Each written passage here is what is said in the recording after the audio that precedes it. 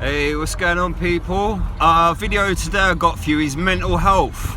Okay, obviously mental health affects a lot of people in a lot of different ways. There's so many different mental health problems. A lot of them are hard to diagnose. Okay, when I was a little boy, I used to play up a lot. I used to act out. I used to start a lot of fires in cornfields, smash windows, phone boxes, anything like that for attention, really, because I had so much abuse was going on at home.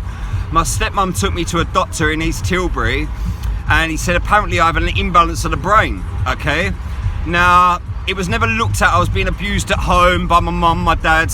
It was a case of, okay, yep, he's got a mental illness and that's an imbalance of the brain. For years I always had this stigma hanging over me.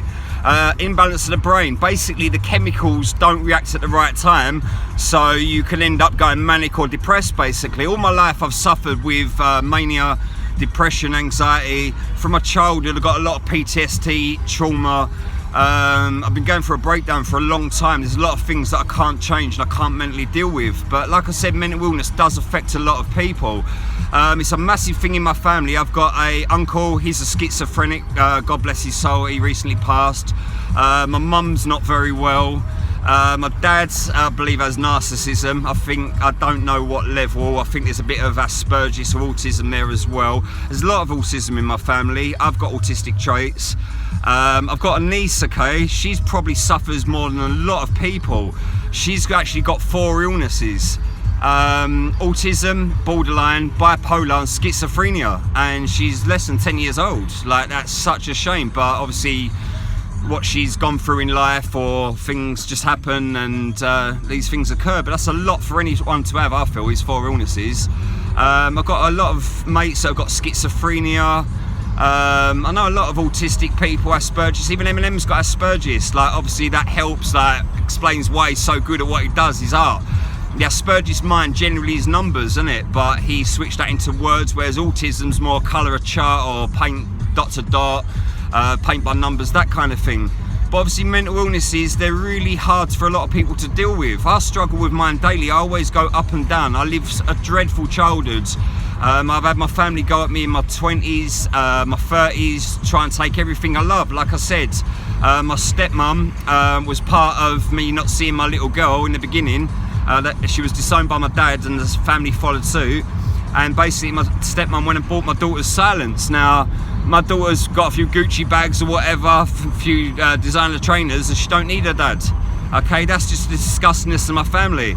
So to be able to speak on that hurts me. It really does. I love my little girl to pieces, but my family feel the need. You know what? We're entitled to her. You're not entitled to her. You never will be. Your family don't make anything like even as near as pretty as Alicia. And that's the big thing. Alicia's too pretty for this family. This family's full of trash, bruv. They're all basically a lot of mentally ill, like I told you. And it causes them to act a certain way, especially the sociopathic narcs in my family. Everybody knows sociopathic narc, they have to be the centre of attention, don't they? But they never got any real valid reason why they should be centre of attention.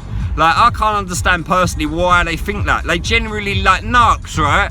They generally haven't got personalities. They're dry personalities. They have to mirror people. They make some tacky kids as well, and they feel like, yeah, we made it. We're going to dominate people. We rule. We should be centre of attention. But they never got anything worthy of, like, admiring or looking at and thinking, you know what? Yeah, I actually respect that about that person. They have to rely heavily on liars, don't they? Imagine having to rely on liars. Me, I spent my whole life out in truth. Like, I'm a truth seeker.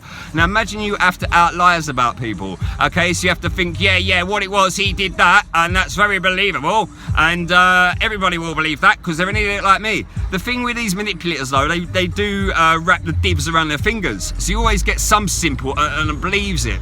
Now the thing with these narcs is, narcs are dicks by themselves. You put 2 of them together, it's like they're trying to F the world over.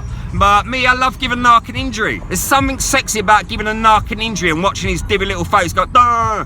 Okay, I love putting them in their place. They've got too much attitude. They think they rule the world, bruv. These narcs, though, they don't really come and fight you or do you anything.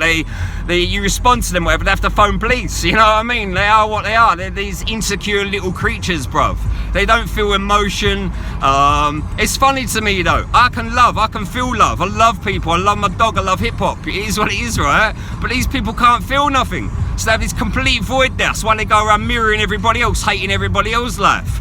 and then they go on and create even more tackier kids than them, are going with a bigger illness than them. It's a joke, bruv. I'm probably the only person in my family that hasn't made a child that hasn't got a mental illness. Okay, it's that crazy. And like I said, I've got my own mental illnesses rocking on. But I will go deeper into this another video. But yeah, that's the story I'm going with today. And I'll crack on with another one later on. Okay, everyone's good and you have a good day, yeah? Laters.